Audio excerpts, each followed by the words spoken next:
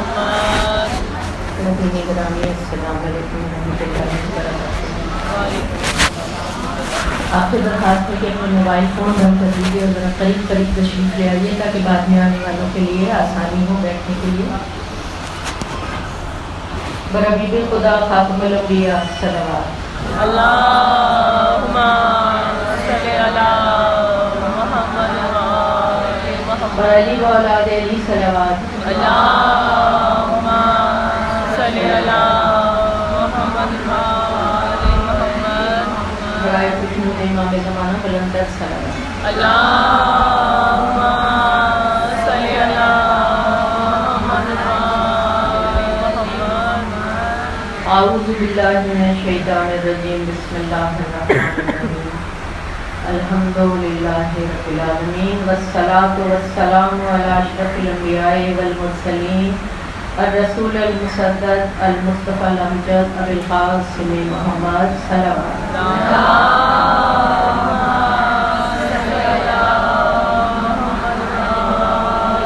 على اہل بیتہ الطیبین الطاہرین المعصومین المظلومین الذین اذهب اللہ عنہم الرجس وطہرہم تطہیرا صلوات. اللہم صلی علی محمد وآل محمد. وعلى صاحب الدعوة النبوية والصولة الحیدریہ والعصمة الفاطمیہ والحلم الحسنیہ والشجاعة الحسینیہ والعبادة السجادیہ وعلوم الباقریہ وآثار الجعفریہ ومعاصر الکاظمیہ والحجج الرضویہ والجود التقویہ والنقاوة النقویہ والہیبة العسکریہ والغیبة القائم بأمر اللہ صلوات. اللہم صلی علی محمد وآل محمد. اما بعد فقد قال اللہ تعالی فی محکم کتاب. بسم اللہ الرحمن الرحیم. وَإِذَا سَأَلَكَ عِبَادِي عَنِّي فَإِنِّي قَرِيبٌ أُجِيبُ دَعْوَةَ الدَّاعِ إِذَا دَعَانِ فَلْيَسْتَجِيبُوا لِي وَلْيُؤْمِنُوا بِي لَعَلَّهُمْ يَرْشُدُونَ صلوات. صلی اللہ تمام تعریف رب کائنات کے لیے جو اس کائنات کا پیدا کرنے والا ہے، جس کے قبضے قدرت میں میری اور آپ کی جان ہے، جس کے حضور ہمیں حاضر ہو کر اپنے اعمال کا حساب دینا ہے، اور تمام تر درود و سلام محمد و آل محمد کے لیے جو بارگاہ رب سے دین حق لے کر آئے اور اس کی حفاظت کا انتظام کیا. سرنامہ کلام کے لیے جس آیت مبارکہ کی تلاوت کا شرف میں نے حاصل کیا، سورہ بقرہ کی آیت نمبر 186. وَإِذَا سَأَلَكَ عِبَادِي عَنِّي فَإِنِّي قَرِيبٌ أُجِيبُ دَعْوَةَ الدَّاعِ إِذَا دَعَانِ فَلْيَسْتَجِيبُوا لِي وَلْيُؤْمِنُوا بِي لَعَلَّهُمْ يَرْشُدُونَ. اور کہ اے رسول، خطاب ہے خطی مرتبہ سے، اے رسول وَإِذَا سَأَلَكَ، جب آپ سے میرے بندے میرے بارے میں پوچھتے ہیں. اے سَأَلَكَ عِبَادِي، جب آپ سے میرے بندے میرے بارے میں پوچھتے ہیں تو آپ ان سے یہ کہہ دیجئے کہ میں تو قریب ہی ہوں. انی قریب ہوں، میں تو قریب ہی ہوں. اجیب دعوت اذا دعانی، اور میں تمہاری دعاؤں کو سنتا ہوں جب تم مجھے پکارتے ہو. تو تم مجھے پکارو، مجھ پر ایمان لاؤ، شاید تم ہدایت پا جاؤ. یہ وہ واحد آیہ مبارکہ ہے سورہ بقرہ کی آیت 186 جس میں ذات واجب نے 7 مرتبہ اپنی طرف اشارہ کیا ہے. یہ واحد ہے اور اس کی بہت بڑی فضیلت ہے. اس سے ہمیں دعا کی اہمیت کا اندازہ ہوتا ہے کہ دعا مانگنا اللہ کو کتنا پسند ہے، اور دعا مانگنے کا فریضہ حکماً نازل ہم پر کہا گیا ہے کہ دعا مانگو، میں تمہاری دعا کو سنتا ہوں، میں تمہاری دعا کو قبول کرتا ہوں. اور سورہ فرقان میں تو یہاں تک کہا گیا کہ اگر تم دعا نہیں کرتے تو تمہارے رب کو بھی اس کی کوئی پرواہ نہیں ہے، تمہارے رب کو بھی اس کی کوئی پرواہ نہیں. اور اگر تم اس رسول کو جھٹلاتے ہو جس نے دعا کا حکم تمہیں رب کی طرف سے دیا ہے، تو پھر اس کے بعد جو تم پر عذاب اور مصیبت نازل ہوگی اس کی ذمہ دار بھی تم خود ہی ہوگے. یہ سورہ فرقان میں کہا. اور دعا کے لیے بار بار دعا کرو مجھ سے، میں تم سے دعا سنتا ہوں. دعا آج جس امام کے ساتھ فرش ازا کا نام منسوب ہے اور امام کے ساتھ دعا کا نام منسوب ہے. وہ امام جنہوں نے میری آپ کی تربیت دعاؤں کے ذریعے کی، وہ امام کہ جن کی صحیفہ سجادیہ میرے اور آپ کے لیے وہ تحفہ ہے کہ علامہ مجلسی نے لکھا، علامہ مجلسی نے 400 اصول جو جمع کیے اپنے، اس میں 19ویں جلد میں 2 حصے کیے، کتاب القرآن اور کتاب الدعا۔ تو کتاب الدعا میں امام کی دعائیں، دعاؤں کے اصول، دعاؤں کے فلسفے، دعا کی اہمیت، وہ سب بیان کی ہے۔ بہار الانوار میں علامہ مجلسی لکھتے ہیں کہ ایک دن میں نے رات کو خواب میں دیکھا کہ مسجد اصفہان، جامع مسجد اصفہان کے دروازے کے نزدیک امام اسد تشریف فرمائے۔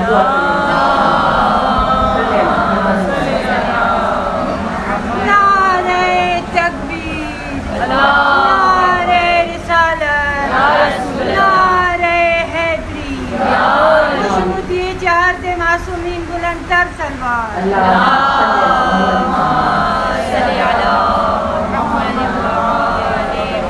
وہ کہتے ہیں کہ میں نے دست بوسی کے بعد کچھ مسائل نماز شب کے بارے میں دریافت کیے۔ اس کے بعد میں نے عرض کی کہ مولا کوئی دعاؤں کی کتاب، کوئی کتاب عنایت فرمائیے۔ تو آپ نے خواب میں کہا کہ میں نے وہ ملا تاج کو دے دی ہے۔ اور وہ کہتے ہیں کہ میں خواب ہی میں محلہ دار گنج گیا، ملا تاج کے پاس گیا، ملا تاج نے مجھے خواب میں کتاب عنایت کی۔ اب وہ جب میں اٹھا تو میرے ہاتھ میں کتاب نہیں تھی ظاہر ہے، لیکن مجھے پتہ چل گیا کہ میرے مولا مجھے کون سی کتاب کا تحفہ دینا چاہتے کہ مجھے ملا تاج ہی سے وہ کتاب ملے گی۔ وہ کہتے ہیں صبح میں شیخ بہائی کی خدمت میں گیا، ان سے اپنا خواب بیان کیا۔ انہوں نے کہا کہ تم جاؤ محلہ دار گنج میں جاؤ اور ملا تاج سے ملو۔ جب میں وہاں گیا تو انہوں نے جو مجھے کتاب دی وہ صحیفہ سجادیہ تھی۔ صحیفہ سجادیہ وہ کتاب میں نے لا کے، اچھا یہ اس زمانے کی بات ہے کہ جب کتاب چھاپا خانہ نہیں تھا اور کتابیں ہاتھوں سے لکھی جاتی تھی اور اس کے نسخے ہاتھوں سے لکھے جاتے تھے، مختلف لوگوں کے پاس تھے۔ تو جب وہ کتاب لے کر آئے تو انہوں نے مستند نسخوں کے ساتھ جب اس کو ملایا تو دیکھا کہ یہ صحیفہ سجادیہ کے ہر نسخے میں وہی حاشیہ، وہی الفاظ، وہی سب کچھ تھے۔ اس کے بعد سے امت مسلمہ میں صحیفہ سجادیہ جو ہے یہ جاری و ساری ہو گئی، اور اب تو چھاپا خانہ ہے تو اس کے انگریزی ترجمے بھی ہیں اور اس کی تشریح کے ساتھ مجھے اور آپ کو ہمارے گھروں میں یہ کتاب ہے۔ اور یہ وہ کتاب ہے کہ جس میں دعاؤں کے ذریعے میرے مولا نے میری اور آپ کی رہنمائی اس طرح کی ہے۔ صبح و شام کی دعائیں، مرض کے وقت کی دعائیں، سختی کے وقت کی دعائیں، قرض ادا کرنے کے لیے دعائیں، والدین کے لیے دعائیں، اولاد کے لیے دعائیں، مشقت کے وقت کی دعائیں، اور سرحدوں کی حفاظت کرنے والوں کی دعائیں۔ یاد رکھیے کہ اس وقت بنی امیہ کی حکومت تھی اور بنی امیہ دشمنان اہل بیت میں سے تھے، لیکن میرے امام نے سرحدوں کی حفاظت کرنے والے کے لیے دعا اس میں رکھ دی، یہ بتانے کے لیے کہ اسلامی ریاست کتنی اہم ہوتی ہے اور اسلامی ریاست کے حفاظت کرنے والوں کے لیے دعا کا بھی اس میں حکم دیا گیا ہے۔ اور استقبال رمضان کی دعائیں اور عید کی چاند دیکھنے کی دعائیں اور تمام 54 دعائیں میں گنتی کر کے آئی ہوں، 54 مواقع کی دعائیں اس کے اندر موجود ہیں۔ اور یہ دعا وہ ہے کہ جس میں اتنی ہیبت ہے، جس میں اس کے اعجاز ایسا ہے کہ گویا جیسے جب میرے مولا خیبر کو فتح کر کے آئے تھے اور مولا عباس کی تلوار کا اتنا شہرہ تھا، مولا حسین کی شجاعت کا اتنا شہرہ تھا، وہی شہرت، وہی عظمت دعائے امام سجاد علیہ السلام کو حاصل ہے، کیونکہ امام کے زمانے میں بنی امیہ کے ظلم و ستم کی وجہ سے اتنی تاریکی تھی کہ کوئی درے، عام طور پر لوگ در امام پر آنے سے گریز کرتے تھے، کیونکہ بنی امیہ کا یہ حکم تھا کہ اگر اہل بیت کی طرف کسی کا رجحان ہوتا تھا تو وہ قتل کر دیے جاتے تھے اور بہت بڑی بڑی رشوتیں لے کر ایمان خریدے جاتے تھے۔ بہت تاریخ زمانہ تھا، بعد کربلا بھی، قبل کربلا بھی، امام کی دعائیں، یہ سب دعائیں بعد کربلا کی تحریر کی ہوئی ہیں، جمع کی ہوئی ہیں، جو امام نے اپنے 2 فرزندوں کو لکھوائیں۔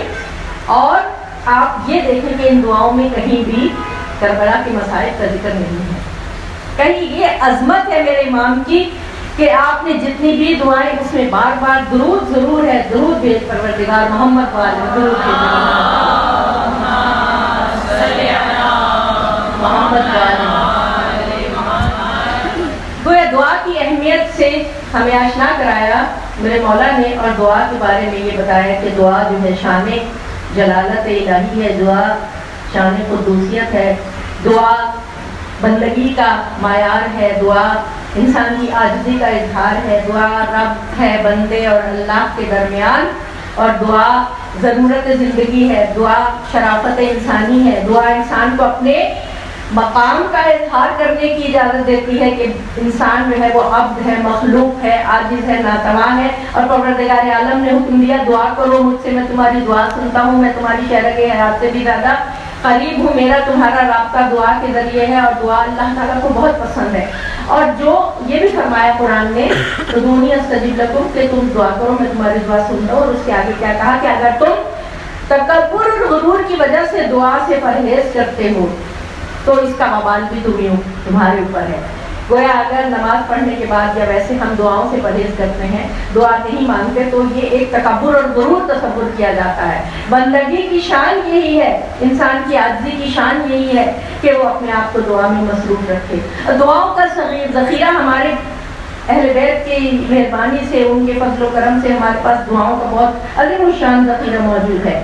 اور دعائے سماعت، دعائے یستشیر، دعائے صبا، دعائے مشروط، دعائے کمیل، دعائے ابو حمزہ اسماعیلی، بہت ساری دعائیں ہیں نا، صحیفہ سجادیہ میں ہے، صحیفہ زہرا میں ہے، صحیفہ الانبیاء میں ہے، ائمہ معصومین کی دعائیں۔ یہ دعا کا سلیقہ اللہ نے قرآن میں انبیاء علیہ السلام کی دعاؤں کو محفوظ کر کے میرے اور آپ کے لیے رکھ دیا۔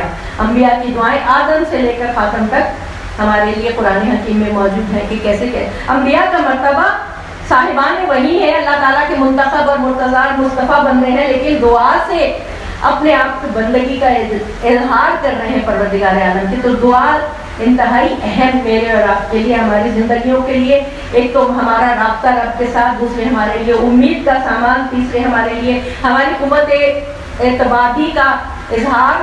اس کے علاوہ دن میں ایسے جیسے کہ کسی اندھیری سورج میں انسان جا رہا ہے، کوئی اسے راستہ نظر نہیں آتا، لیکن دعا اس سورج کے اخیر میں ایک ایسی روشنی، ایک ایسا بلب روشن ہے، ایک ایسا نور ہے، ایک ایسی رہنمائی ہے کہ جو انسان کے دل کو دوبارہ آمادہ کرتی ہے، اس کو امید دلاتی ہے، اس کو تقویت دیتی ہے، اور اس کو ایک یہ دل میں احساس پیدا ہوتا ہے کہ کوئی ہے جو میری دعا کو سننے والا ہے، کوئی ہے جو میرے مسائل کو حل کرنے والا ہے، کوئی ہے کہ جس نے مجھ سے کہا ہے کہ تو دعا کر، میں تیری دعا کو سنتا ہوں۔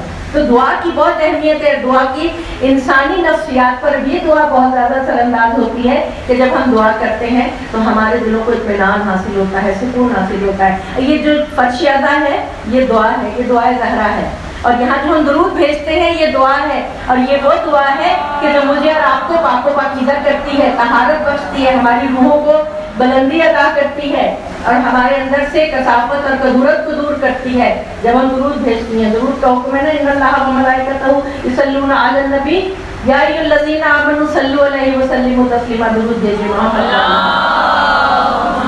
صلی اللہ محمد وعلی محمد۔ جب اس آیہ مبارکہ کی تلاوت کی جاتی ہے دعا درود پڑھنا واجب ہو جاتا ہے۔ اگر آپ یہ آیت کہیں پڑھیں یا سنیں تو درود پڑھنا واجب ہو جاتا ہے کہ یہ حکم قرآنی ہے۔ دعا کی فضیلت مختصر اب صاحبان دعا کا جو ہمیں دعا سکھائی گئی، پھر کہا کہ دعا مغفرت کی دعا کرنے کے کیا سلیقہ ہونا چاہیے، تو یہ ہمیں انبیاء علیہ السلام نے سکھایا۔ رب اغفر لی ولوالدی، پہلے اپنے لیے مغفرت کی دعا کرو، رب اغفر لی ولوالدی ولمن دخل بیتی مؤمنا وللمؤمنین والمؤمنات، جو ہم دعائے مغفرت والدین کرتے ہیں۔ تو یہ حضرت نوح علیہ السلام کی، حضرت ابراہیم علیہ السلام کی دعائیں ہیں۔ اس میں سلیقہ یہ بتایا گیا ہے کہ پہلے مغفرت کی دعا جب کرنے لگو تو پہلے اپنی مغفرت کی دعا کرو، اس کے بعد دوسروں کی مغفرت کی اور اپنے والدین کی دعا کرو۔ لیکن اگر ویسے دعا کرنی ہے کہ بھلائی کے لیے، رزق کے لیے، روزی کے لیے، صحت کے لیے، تو پہلے دوسروں کے لیے دعا کرو۔ کہ فرمایا شہزادہ امام حسن علیہ السلام نے درود بھیجا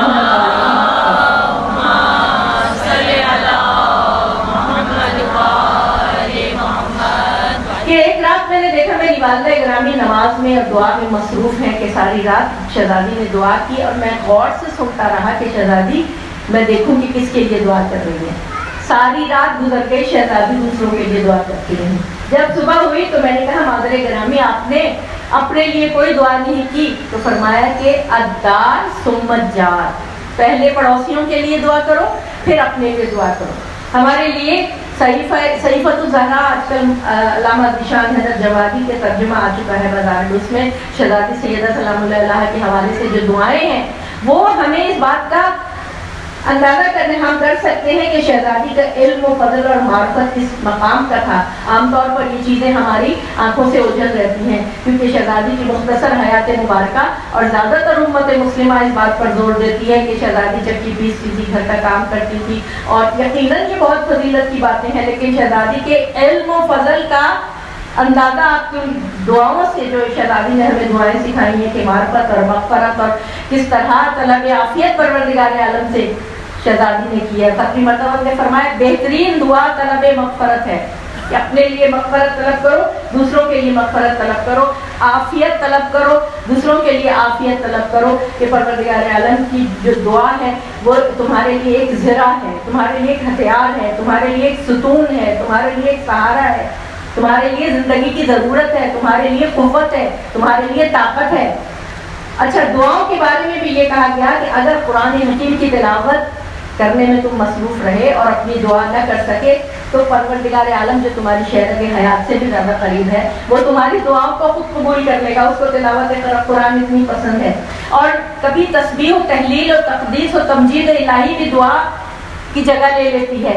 وہ اس طرح کہ جب ہم بارگاہ الہی میں تسبیح و تقدیس بیان کرتے ہیں، اس کی حمد و ثنا بیان کرتے ہیں، تو یہ گویا ایک لطیف انداز میں اپنی بندگی کا اظہار ہے کہ پروردگار تو بادشاہ ہے، تو تیرے قبضہ قدرت میں میری جان ہے، میرا ہر معاملہ تیرے سپرد ہے، وَأُفَوِّضُ أَمْرِي إِلَى اللَّهِ إِنَّ اللَّهَ بَصِيرٌ بِالْعِبَادِ۔ تو پروردگار عالم وہ سمیع و بصیر اور علیم ہے کہ جس کو یہ تسبیح و تقدیس اتنی پسند آتی ہے کہ پھر وہ اس کے صدقے میں میری اور آپ کی ان دعاؤں کو، جو اگرچہ ہم نے اپنے منہ سے کہی بھی نہیں ہوتی، وہ قبول کر لیتا ہے، قبول کر لیتا ہے۔ دعا کا فلسفہ بڑا طویل ہے، میرے پاس اتنا وقت نہیں کہ میں اس کو ڈیٹیل میں جاؤں، صرف تھوڑا سا انٹروڈکشن کرانا تھا، تعارف کرانا تھا کہ جس ہستی کے لیے آج ہم جمع ہوئے ہیں، انہوں نے ہمیں دعاؤں کے ذریعے کس طرح تربیت کی کہ اس زمانے میں درس و تدریس کا سلسلہ جاری نہیں رہ سکتا تھا، تو امام نے دعاؤں کے ذریعے مجھے، انہوں نے کہا کہ دعاؤں کو پڑھو اور اس کے بعد اپنے اخلاق میں، اپنے کردار میں وہ ساری باتیں پیدا کرنے کی کوشش کرو جو ان دعاؤں کے ذریعے میں نے تمہارے لیے رکھ دی ہیں۔ تو یہ تو ہوا کہ صاحبان دعا کا وہ فلسفہ، ان کی وہ حکمت عملی جو دعا میں انہوں نے رکھی ہے میرے اور آپ کے لیے۔ اب ان کی تھوڑی فضیلت بھی کہ کیا ہے، کون ہے سید سجاد، کہ کوئی نعمت ملتی ہے فوراً شکر ادا کرتے ہیں۔ یہ طریقہ تھا میرے مولا کا، جس کی وجہ سے آپ کا نام سید الساجدین رکھ دیا گیا۔ پہلے لقب تھا سید الساجدین، ہر نعمت پر شکر ادا کیا کرتے تھے۔ ابن الخیرتین، کیا خاندان تھا میرے مولا کا، والدہ کا تعلق نوشیروان عادل کے خاندان سے تھا۔ نوشیروان عادل جس کے دور حکومت میں ہونے پر ختمی مرتبت مسرت فرمایا کرتے تھے، نوشیروان عادل۔ تو آپ کی جو والدہ گرامی تھی وہ ایران کی شہزادی تھی، نوشیروان عادل کے خاندان سے تھی، اور آپ کے والد گرامی جوانان جنت کے سردار میرے مولا حسین شبیہ صلی اللہ علیہ وسلم۔ عظیم ترین نسب ہے، عظیم ترین نسب ہے، اس قدر شہزادی کے بیٹے ہیں تو کس قدر ناز و نعم میں پلے ہوئے، لیکن دیکھیں آپ کی کس قدر ناز و نعم میں پلنے کے باوجود کیا مصائب اٹھائے، لیکن ان مصائب کے بعد بھی جو میرے اور آپ کے لیے دعائیں چھوڑی ہیں، ان میں معرفت الہی اور اپنی تربیت اور اپنا کردار اور اپنے سنوارنے کے لیے ہمارے لیے کیا کیا جواہر اس کے اندر رکھ دیے ہیں۔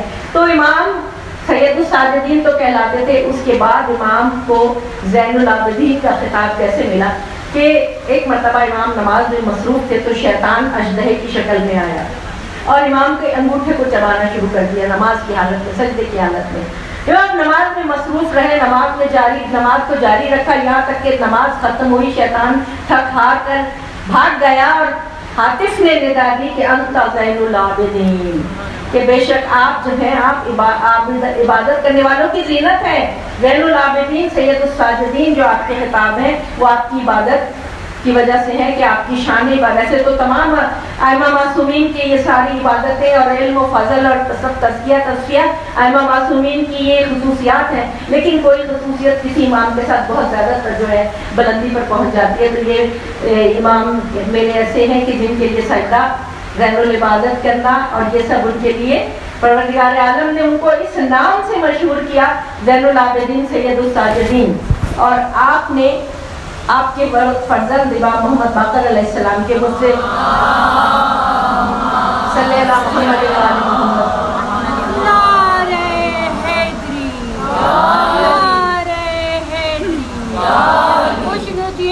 شاہ نجف بلند تر سلوات اللہم صلی علی محمد و میرے پانچویں امام کربلا میں آپ کی عمر 3.5 سال ہے اور آپ کی ولادت 57 ہجری میں ہوتی ہے. آپ کو 57 سال کی عمر عطا کی گئی اور آپ 5ویں امام تھے اور 7ویں معصوم تھے.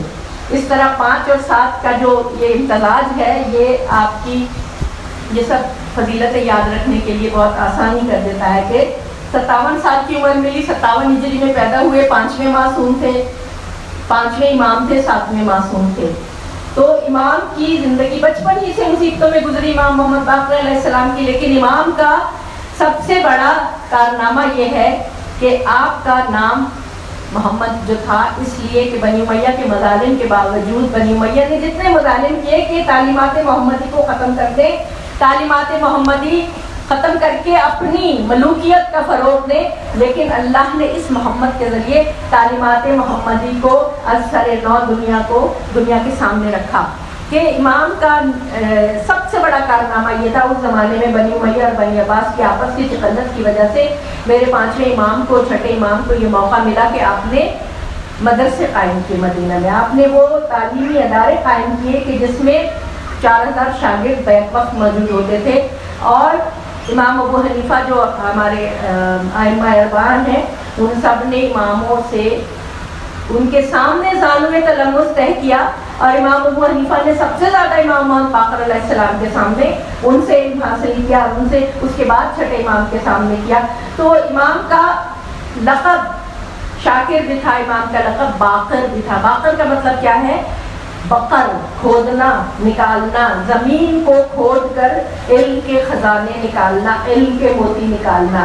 بقر الارض کہتے ہیں کہ جب زمین میں ہل چلایا جاتا ہے تو اس میں سے پھر فصلیں نکلتی ہیں, تو اس لیے امام کا لقب تھا باقر, امام کا نام محمد تھا.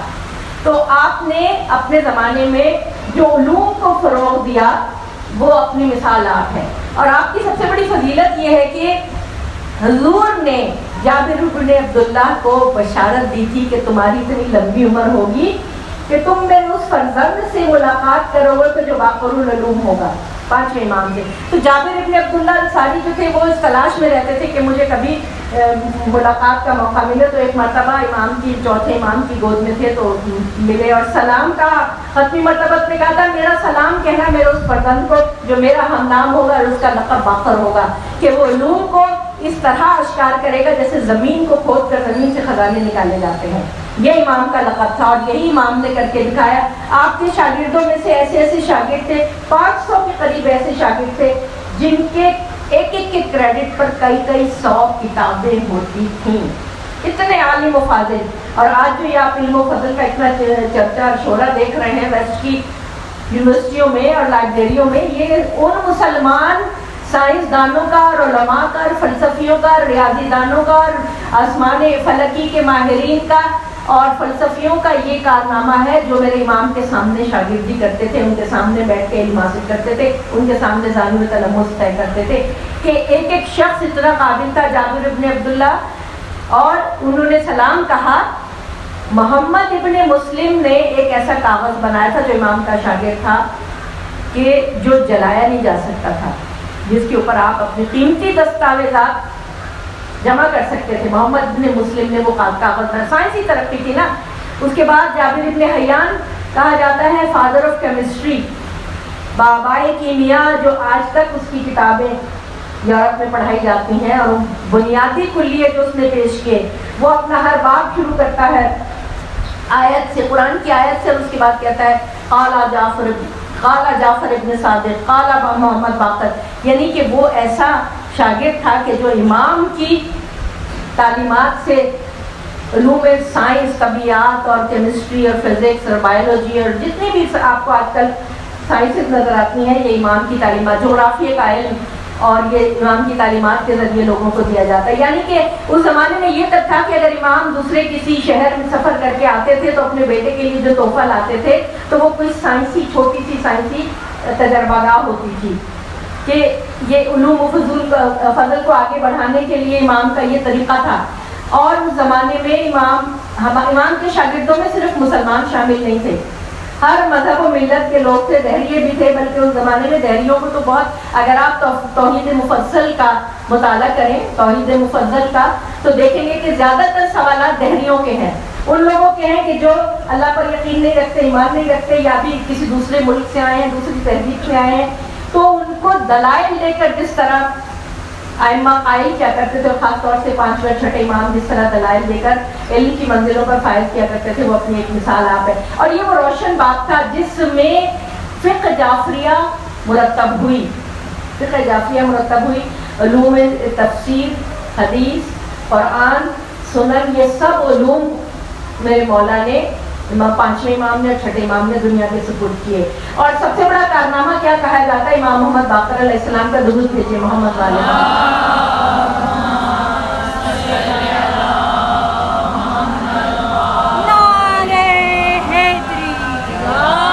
خوشنودی امام زمانہ بلندتر سلوات. 75 ہجری میں ہشام ابن عبد الملک کا زمانہ ہے، 75 ہجری میں، اور اس وقت تک مملکت اسلامیہ میں رومن امپائر کے سکے چلتے تھے. رومن امپائر زمانے کی بڑی سپر پاور تھی، ان کے سکے چلتے تھے، یعنی یقیناً وہ ایک طرف حضرت عیسیٰ کا مجسمہ، ایک طرف حضرت مریم کا، اس قسم کے تھے، اور اپنے عقائد کی ترویج و اشاعت وہ کیا کرتے تھے اپنے سکوں کے ذریعے سے. ہشام نے سوچا کہ مملکت اسلامیہ میں اسلامی کرنسی جاری کی جائے. اس نے روم کے بادشاہ کو، قیصر روم، سیزر، رومن امپائر کی بہت بڑی شان و شوکت تھی، سیزر کو اس نے پیغام بھیجا کہ ہم یہ چاہ رہے ہیں کہ ہم اپنی اسلامی حکومت کا سکہ ہم جاری کریں. سیزر کو بہت غصہ آیا، اس نے کہا کہ اگر یہ اپنا سکہ جاری کریں گے تو ان کی طاقت توانائی بہت زیادہ بڑھ جائے گی. آج بھی آپ دیکھتے ہیں نا کہ آج میں اور آپ جو ہے ڈالر کے غلام ہیں، ہماری کرنسی ڈالر کے ساتھ منسلک ہے، اور مسلمان اپنی کرنسی نہیں رائج کر رہے ڈر کے بارے، کیونکہ سپر پاور کا حکم نہیں ہے. بالکل یہی زمانہ تھا، آپ اسی کو اپنے سامنے رکھیں کہ ہشام نے کوشش کی وہ کرنے کی. اب بادشاہ جو تھا اس نے کہا کہ اگر تم نے یہ کام کیا تو میں ایسے سکے جاری کروں گا جس پہ نعوذ باللہ دشنام ترازی ہوگی تمہارے اسلام کی اور بزرگان اسلام کی. وہ بہت ڈر گیا، ہشام ڈر گیا کہ اب پتہ نہیں یہ کیا کرے گا بادشاہ. بہرحال سپر پاور تو تھی اس زمانے میں. اب لوگوں کے کہنے پر اس نے مشورہ کیا میرے امام سے، امام محمد باقر علیہ السلام سے. امام نے کہا سفیر روم کو یہی روک لو، یعنی کہ یہ اپنے ملک نہ جانے پائے، اور یہ ہماری جو پالیسی ہم پلاننگ کر رہے ہیں یہ اس کو بتانے نہ پائے. یہ تھی سیاست الہیہ میں اکنامکس کی اہمیت جو امام نے سمجھائی اور سکھائی. کہا سفیر روم کو روک لو، اور اتنے سکے لو، اتنا وزن ہونا چاہیے ایک سکے کا، اس کے ایک طرف جو ہے وہ کلمہ لا الہ الا اللہ ہونا چاہیے، دوسری طرف محمد رسول اللہ ہونا چاہیے، اور سن اشاعت بھی ہو کہ کون سے سن میں یہ سکہ جاری کیا گیا. اور یہ سکے تم اپنی مملکت میں چاروں طرف پھیلا دو، اور اس کے بعد سفیر روم کو دے کر اس کو اس کے ملک روانہ کر دو.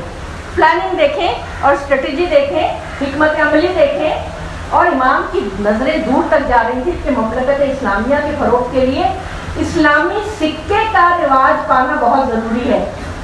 اب ہشام نے یہی کیا کہ جب اس نے یہ سکے جاری کیے اور وہ سکے پھر سفیر کو بھیجا روم کے بادشاہ کے پاس. اب وہ روم کا بادشاہ جو تھا وہ دنگ رہ گیا، اور اس نے کہا کہ یقیناً یہ خانوادہ اہل بیت ہی کا کوئی شخص ہو سکتا ہے جو اس قسم کی حکمت عملی اختیار کرے. وہ وقت اس کے بعد سے آج تک جو مسلم مملکت میں عباسیوں کی حکومت آئی، امیت کی حکومت تھی، مسلمانوں کا سکہ جاری رہا، جس کی وجہ سے مسلمانوں کی ہیبت اور شان و شوکت میں دنیاوی طور سے بہت اضافہ ہوا. لیکن یہی وہ بدنصیب تھے، یہی وہ بادشاہ تھے کہ جنہوں نے جب ہشام کا بیٹا برسر اقتدار آیا ہے تو اس نے اہل بیت کے گھروں میں آگ لگائی ہے مدینے میں، یہاں تک کہ ان کو گھروں سے حسن مثنیٰ، جناب حسن مثنیٰ کو گھر سے نکالا اور اہل بیت کے گھروں کو آگ لگائی، مدینہ سے ان کے گھروں کے نام و نشان مٹا دیے. یہ اس کی وجہ کیا تھی؟ اس کی وجہ سوائے حسد کے اور کچھ نہیں تھا کہ یہ لوگ علم و فضل کی ان منزلوں پر تھے، ہر مسئلے کے لیے ان کی طرف رجوع کیا جاتا تھا. لیکن بادشاہ یہ نہیں چاہتے تھے کہ عوام الناس ان کی طرف آئیں، کہیں ایسا نہ ہو کہ عوام کے دل ان کی طرف متوجہ ہو جائیں، عوام کے دل ان کے قدموں میں آ جائیں تو ہماری حکومت، ہماری مملکت کو نقصان ہوگا، ہمارے تخت و تاج ہل جائیں گے اور یہ حکومتیں ہمارے ہاتھ سے نکل جائیں گی.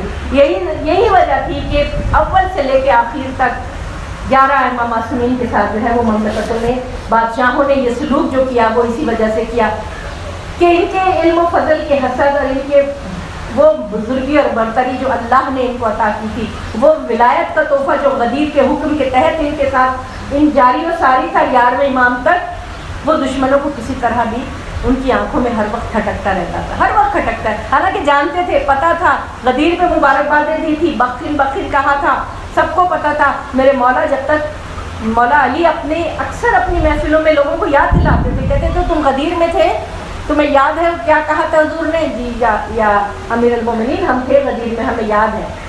لیکن یہ نرنگی زمانہ ہے، یہ نرنگی زمانہ ہے کہ تخت و تاج کی ہوس اور خواہش اور حکومت کی طلب حق سے کس طرح انسان کے منہ کو موڑ دیتی ہے، اور لیکن اس کی قسمت میں پھر ذلت اور رسوائی کے سوا کچھ نہیں ہوتا ہے۔ اسی طرح ایک مرتبہ میرے 5ویں امام اور 6ٹھے امام نکل رہے تھے، صلی اللہ محمد وسلم، دمشق سے مدینہ جا رہے تھے۔ یاد رکھیے کہ دمشق اس زمانے میں عیسائیوں کا مرکز ہوتا تھا، عیسائی بہت زیادہ ہوتے تھے۔ دمشق سے مدینہ جا رہے تھے تو راستے میں دیکھا کہ ایک صحرا سے گزرے تو وہاں کچھ لوگ جمع ہیں، تو کہنے لگے کہ یہ کیا کر رہے ہیں لوگ، کیوں جمع ہیں؟ امام تھے، جانتے تھے، لیکن لوگوں کی زبانی کہلوانا چاہتے تھے۔ کہا کہ یہاں ایک عیسائی راہب ہے جو سارا سال عبادت کرتا ہے، صرف آج کا دن وہ پورے سال میں ایک دن ہے جو وہ نکلتا ہے اور سوالوں کے جواب دیتا ہے۔ دونوں امام وہاں لوگوں کے درمیان میں بیٹھ گئے۔ جب عیسائی راہب نکل کر آیا تو دیکھا کہ اس کی بہت ضعیف العمر ہے، پلکیں سفید ہیں، بال سفید ہیں، جھکا ہوا ہے بالکل۔ اس نے آ کر چاروں طرف نظر دوڑائی اور کہا کہ جب 2 اجنبی چہرے، روشن چہرے، نورانی چہرے نظر آئے تو وہ راہب کہنے لگا کہ تم کون ہو؟ کیا امت مرحومہ میں سے ہو؟ فرمائے جی ہم امت مرحومہ میں سے ہیں، امت مسلمہ میں سے ہیں۔ کہا کہ عالم ہو یا جاہل ہو؟ اب دیکھیے انکساری اور عاجزی امام کی۔ فرمایا جہلا میں سے نہیں ہوں۔ میرے 5ویں امام نے فرمایا، یہ نہیں کہا کہ میں عالم ہوں، باقر العلوم ہے، علم کا کیا مرتبہ ہے کہ ختمی مرتبت نے یہ خطاب دیا ہے، لیکن فرمایا نہیں میں جہلا میں سے نہیں ہوں۔ کہا کہ آپ سوال کریں گے یا میں سوال کروں؟ فرمایا تم سوال کرو۔ اچھا اس نے کہا کہ یہ بتائیے کہ دن اور رات میں وہ کون سا وقت ہے کہ جو نہ دن میں شمار ہوتا ہے نہ رات میں شمار ہوتا ہے؟ دوسرا اس نے کہا کہ آپ لوگ کہتے ہیں کہ جنت میں مومن جتنا کھانا چاہے گا کھائے گا، لیکن اسے بولو براز کی کوئی حاجت نہیں ہوگی، واش روم نہیں جائے گا، یہ کیسے؟ تیسرا یہ کہ آپ کہتے ہیں کہ ماں کے پیٹ میں بچہ غذا کھاتا ہے لیکن ماں کے پیٹ میں وہ محفوظ رہتا ہے اور اس کو بھی کہیں جانے کی ضرورت نہیں ہوتی۔ چوتھا یہ کہ یہ بتائیے کہ جنت میں آپ جتنی چیزیں کھائیں گے وہ واپس ویسی کی ویسی ہو جائیں گی، یہ کیسے ہوگا؟ پانچواں یہ کہ آپ یہ بتائیے کہ 2 بھائی پیدا ہوئے تھے جڑواں، ان میں سے ایک بھائی کی عمر 150 سال تھی، ایک بھائی کی عمر 50 سال تھی، یہ کیسے ہوا؟ اب امام نے جواب دینا شروع کیا۔ پہلے سوال کا جواب دیا کہ وہ وقت جو دن میں اور رات میں شمار نہیں ہوتا، وہ صبح صادق کا وقت ہے۔ یہ وہ وقت ہے کہ جب بیمار کو چین آ جاتا ہے، جب درد کو آرام آ جاتا ہے، جب دلوں کو سکون ملتا ہے، اور جب عبادت کرنے والے اپنے رب کی بارگاہ میں عبادت کے لیے کھڑے ہو جاتے ہیں۔ یہ جنت کے وقتوں میں سے ایک وقت ہے۔ وہ کہنے لگا اچھا اگلا سوال مولا نے فرمایا کہ یہ بالکل اسی طرح ہے کہ جنت میں جب انسان کھائے گا، جیسے ماں کے پیٹ میں بچہ ماں سے غذا حاصل کرتا ہے لیکن کہیں بولو براز کی اس کو حاجت نہیں ہوتی، بالکل ویسی کیفیت ہوگی۔ اس کے بعد کہا کہ جنت کے میوے ختم نہیں ہوں گے، بالکل اسی طرح کہ جیسے اگر تم ایک چراغ سے 1000 چراغ جلا لو تو جس چراغ سے تم چراغ جلاؤ گے اس میں کوئی کمی نہیں واقع ہوگی۔ اب آخری جو سوال تھا اس کا جواب یہ دیا کہ وہ 2 بھائی حضرت عزیر علیہ السلام اور حضرت عزیز تھے، 2 بھائی تھے بنی اسرائیل کے جو پیغمبر تھے عزیر علیہ السلام۔ باید یہ جڑواں پیدا ہوئے تھے۔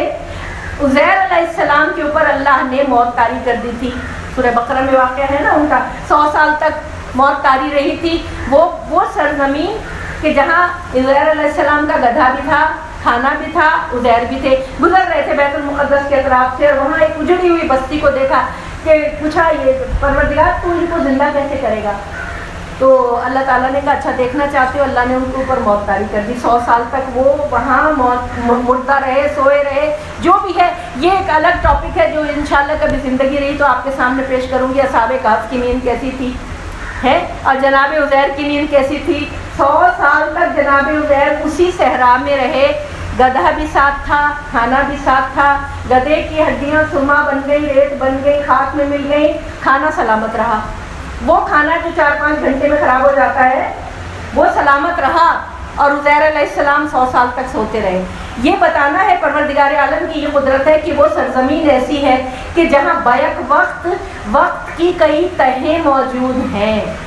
बैक वक्त मेरे और आपके दिन का वक्त भी मौजूद है, और कुछ उसमें वो वक्त भी मौजूद है पल भर का कि जो परवरदिगार आलम ने अपने हबीब को मेराज के लिए बुलाया था कि जंजीर भी हिलती रही, बिस्तर भी रहा घर, एक पल में सरे अर्श गए आए मोहम्मद, एक पल में बिल्कुल। और उसके बाद वो वक्त भी था कि जो 100 साल उस पर आंधियाँ आई होगी, बारिश आई होगी, 100 साल एक सदी होती है पूरी। उसके बाद जनाब उज़ैर को उठाया गया। वो जब अपने घर गए तो उनके जो जुड़वा भाई थे वो 150 साल के थे और ये 50 साल के थे, क्योंकि ये तो 100 साल सोए रहे। जब उठे तो 50 साल ही की उम्र में उठे ये, और तो जब दोनों का इंतकाल हुआ तो एक की उम्र 150 साल थी, एक की उम्र 50। जब ये बताया तो उस राहिब ने कहा कि आज से मुझसे कोई सवाल न करे, और वो इस्लाम लाया, कलमा पढ़ा। उसने कहा आज से ये आलिम है और इनसे सवाल किया जाए, दुरूद भेजे मोहम्मद वाले सल्लल्लाहु अलैहि वसल्लम। ये इल्म फजल था कि जो बादशाहों की आंखों में खटकता था। कसीदे फरजदक के बारे में तो आपने सुना होगा। फरजदक वो शायर है कि जब फरजंद रसूल करबला के सफ़र पर रवाना हुए थे, मक्के से निकले थे, फरजदक हज करके आ रहा था, तो फरजंद रसूल ने पूछा ये बताओ कि कूफे का क्या हाल है। तो फरजदक ने कहा फरजंद रसूल उनके दिल तो आपके साथ हैं मगर उनकी तलवारें बनी उमैया के साथ हैं।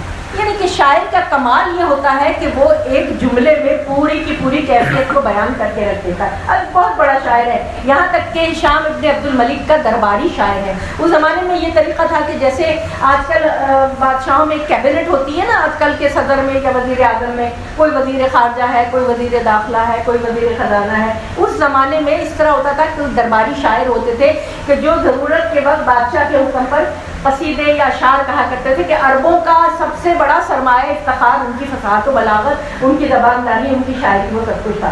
तो बहुत हसन बिन साबित की भी एक हैसियत थी दरबार नबवी में। तो हुजूर हुक्म फरमाया करते थे हसन को कि जब काफिरों की तरफ से हुजूम की जाती थी या कोई ऐसे बेअदबाना अशार कहे जाते थे तो हुजूर हसन को हुक्म देते थे कि हसन तुम कसीदा कहो। उसमें जहाँ मौला की विलायत का ऐलान हुआ है गदीर खुम में, हसन ने कसीदा कहा था मौला अली की शान में हुजूर की मौजूदगी में। तो अशार और शायरों का ये मकाम था जो कुरान ने कहा ना कि वमा लमनाहु शेर वमा यंबगि लहु इन हुवा इल्ला ज़िक्रुन। ये इसलिए कहा कि लोग हुजूर को शायर होने का ताना दिया करते थे क्योंकि शायरी उनके ज़माने में बहुत आम थी। अल्लाह ने ये साबित किया, ये बताया है कि ये शायर नहीं है, ये जो कुरान किताब नाजिल हुई है ये हमारा कलाम है। इसलिए हुजूर कभी कोई शेर मुकम्मल नहीं पढ़ते थे, वो शेर को प्रोज की शक्ल में ना नसर की शक्ल में पढ़ते थे। ये सिर्फ हुजूर के लिए था कि आपकी शान रिसालत इतनी अजीम थी कि आपको किसी तरीके से शायरी से कोई आपका कोई इल्ज़ाम तराशी नहीं कर सकता था। लेकिन शोरा को बहुत इज़्ज़त अता हुई है, हुजूर ने हसन बिन साबित को इज़्ज़त दी है, और मेरे मौला ने, मेरे चौथे इमाम ने फरजदक को किस तरह इज़्ज़त अता की है कि एक दफ़ा का जिक्र है। वक्त ज़्यादा हो रहा है मगर आप मुझे थोड़ा सा टाइम दे दीजिएगा तो मैं आपका कुछ बयान करना चाहती हूँ आपके सामने। दुरूद भेजिए मोहम्मद सल्लल्लाहु अलैहि वसल्लम।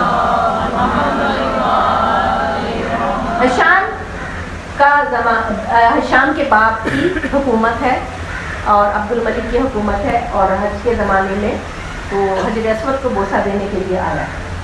अब वो बहुत चाह रहा था कि हजर अस्वद को बोसा दे, लेकिन इतना हुजूम था कि उसको जगह नहीं मिली। बहुत उसने चाहा कि हुजूम को चीर कर जाए, हजर अस्वद की तरह जगह नहीं मिली, तो वो कुर्सी डालकर एक तरफ बैठ गया। उसके आसपास हवारी, दरबारी, सरकारी, खुशामदी सारे बैठ गए। होता है ना जहाँ कोई बादशाह शहजादा होता है तो जिन्हें दुनिया की तलब होती है वो उसके कदमों में बैठे रहते हैं, तो सब बैठ गए।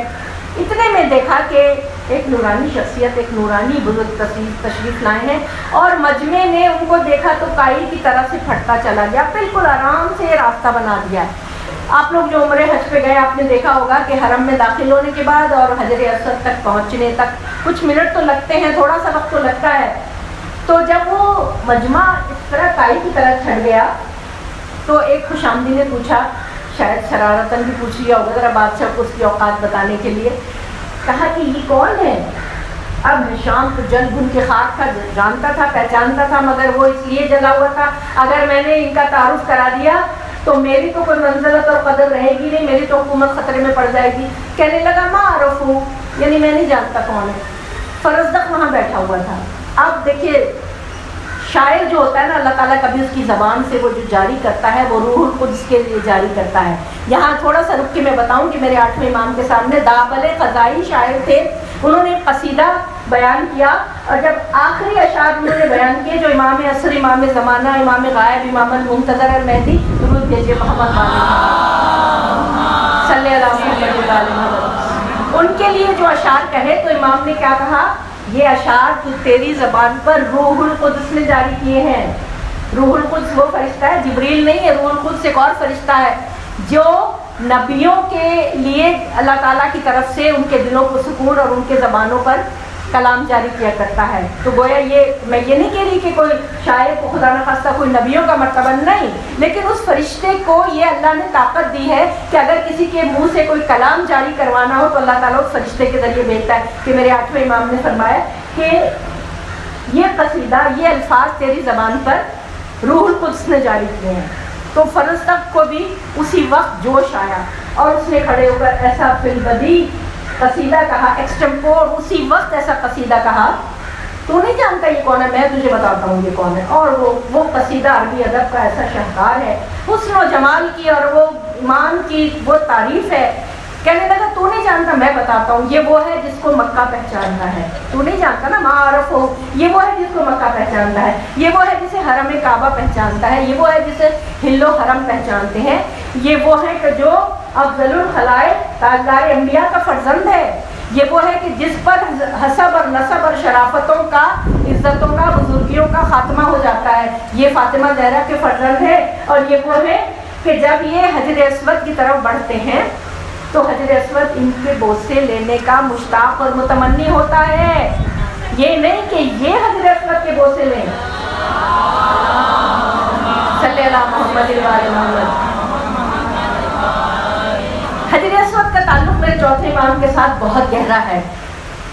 اب محمد ابن حنفیہ کے مقابلے میں امامت کی گواہی حجر اسود نے دی تھی میرے 4تھے امام کی.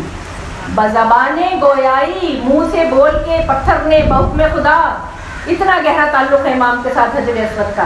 تو گویا حجر اسود نے دعا کی ہوگی کہ میرا نام امام کے ساتھ ایسا امر ہو جائے. تو فرزدق نے قصیدہ کہا کہ جب یہ حجر اسود کی طرف بڑھتے ہیں تو حجر اسود ان کے بوسے لینے کے لیے بے قرار ہوتا ہے.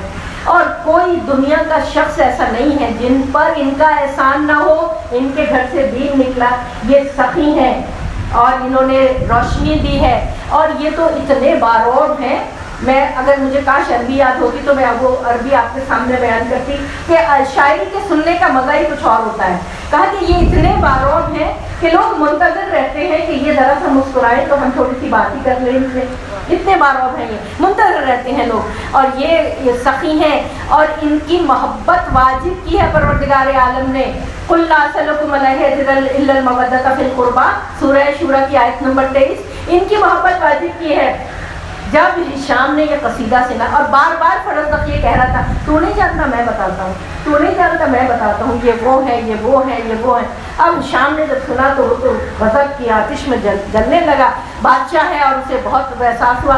فرزدق کو دربار سے نکال دیا، اس کا وظیفہ بند کر دیا. 1000 درہم سالانہ وظیفہ دیا کرتا تھا. پہلے تو امام نے 12000 درہم بھجوائے فرزدق کو. فرزدق نے واپس کر دیے. کہا مولا میں نے کسی لالچ، انعام کی لالچ میں یہ قصیدہ نہیں کہا تھا، میں تو آپ کی محبت میں اور ثواب کی خاطر یہ میں نہیں وصول لے سکتا. امام نے فرمایا ہم اہل بیت کا طریقہ یہ ہے کہ جو ہم عطا کر دیا کرتے ہیں ہم کبھی وہ واپس نہیں لیتے، تم اس کو رکھ لو. اس کے بعد امام نے 40000 درہم اور بھجوائے اور فرزدق 40 سال زندہ رہا. کہ ہر سال کے جو 1000 درہم ہشام دیا کرتا تھا امام نے اس کو وہ دے کر اس کو غنی کر دیا، مستغنی کر دیا، اور وہ ہشام کی مدد سے بالکل آزاد ہو گیا. اور یہ قصیدہ عربی ادب میں میرے اور آپ کے لیے قیامت تک کے لیے محفوظ کر دیا گیا کہ کچھ زبانیں ایسی ہوتی ہیں پروردگار عالم کی طرف سے جو ظلم اور ستم کی تاریکیوں میں بھی روشنی کے چراغ جلاتی ہیں. ان ہستیوں کی فضیلت اور ان ہستیوں کی تعریف اور ان ہستیوں کی बुजुर्गी बयान करती हैं कि जो वाकई तारीफ के लायक होते हैं। तो ये फरजत का कसीदा अरबी अदब में शाहकार है और मेरे मौला की वो तहसीन है, उनकी वो तारीफ है कि जो बादशाहों को किसी तरह हजम नहीं हुई। बादशाहों ने इन्हीं के ऊपर वो जुल्म सितम किए, ऐसे जुल्म सितम किए कि बस मेरा वक्त ख़त्म हुआ कि काश मैं आपके सामने कुछ और बयान कर सकती। इमाम की बहुत फजीलत है, इमाम की दुआएं।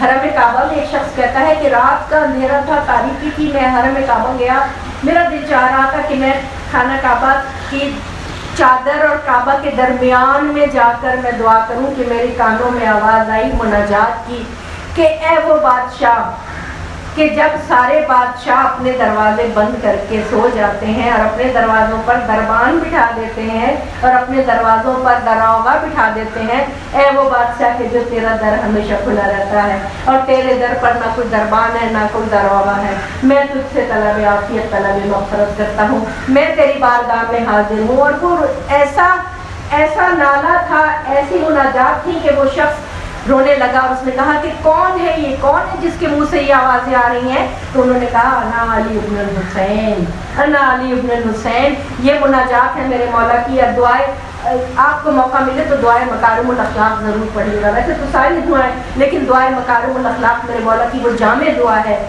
कि जिसने अखलाकियात की वो तालीमात दी हैं हमें सबको, कि जिसमें मुकारिमुल अखलाक मकरमा, अर्ज़ मकरमा से कहा जाता है ज़रख़े ज़मीन जिसमें से मट्टी कंकर पत्थर जहरीली बड़ी जड़ी बूटियाँ निकाल दी जाएँ और उसमें ऐसी फसल बोई जाए कि जो बरगुबार लाए, शजर और समर लेकर आए, जो फूल और फल लेकर आए। तो इसीलिए इसको दुआए मकारिमुल अखलाक कहा जाता है। इमाम ने वो दुआ तालीम की है कि अपने आप को, अपने अखलाक को संवारो। और उस वक्त में कि जब बनी उमैया ने तमाम दरवाजे बंद कर दिए थे हिदायत के, फजीलत के, रोशनी के, तो मेरे मौला ने ये दरवाजे खोले। और ये वो ज़ैनुल आबिदीन और सैयदुस साजिदीन है कि जिनकी इमामत का आगाज़ भी बड़े अजीब व गरीब अंदाज में हुआ, बड़े अजीब व गरीब अंदाज में हुआ।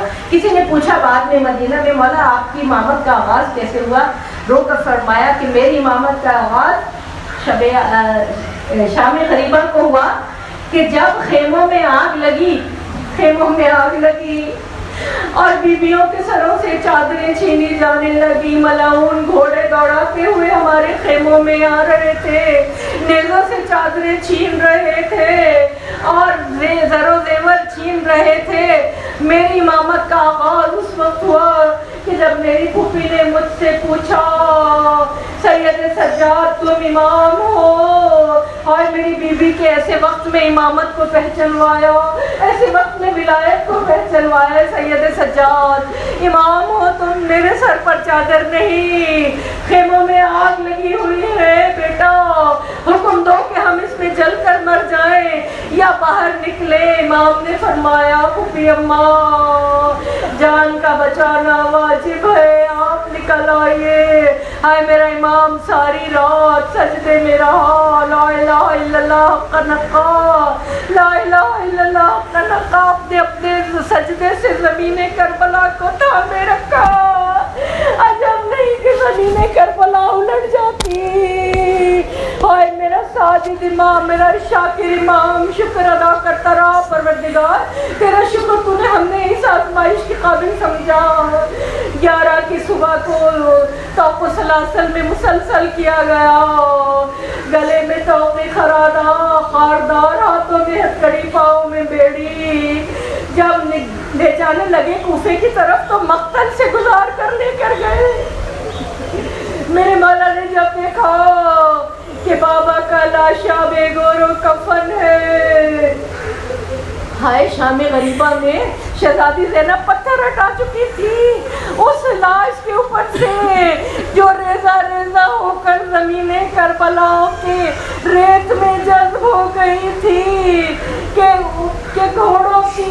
घोड़ों की टापों से वो जिसमें नाज़रीन ऐसा पामाल हुआ था कि जब शहज़ादी ने हाथ में उठा कर कहा था अल्लाहुम्मा तक़ब्बल हाज़ल क़ुरबान, ये कुर्बानी अहले बैत से कबूल कर, तो शहज़ादी के हाथ में पूरा जिस्म नहीं आया था जिसमें नाज़नीन के कुछ टुकड़े आए।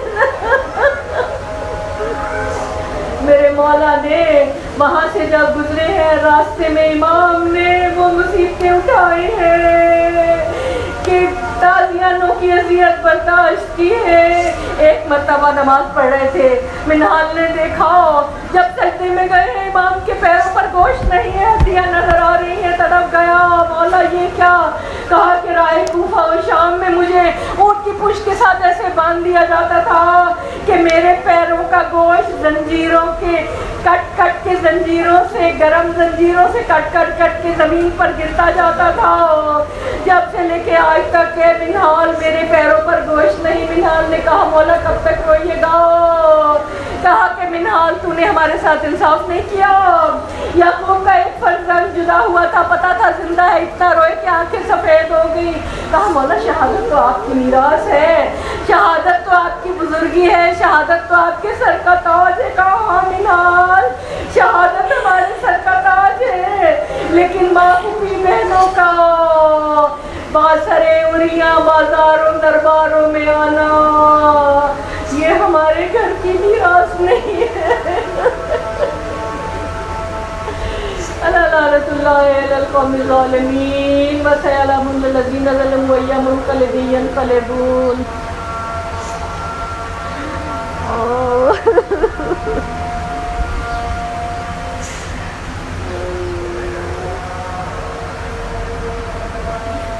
پروردگار اس قلیل لیکن عظیم عبادت کو اپنی بارگاہ میں قبول فرما, ہمیں دعا کی توفیق عطا فرما, مولا کی معرفت عطا فرما. تابوت آ رہا ہے, آپ لوگ تابوت کی تعظیم کے لیے کھڑے ہو جائیں. حسین فاطمہ حسین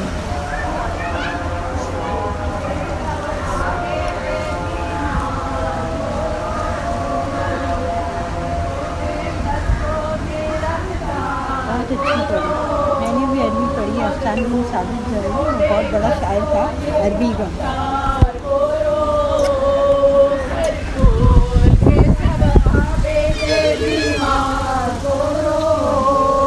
بہنوں کے اونٹوں کی رسن کھینچ رہا ہے,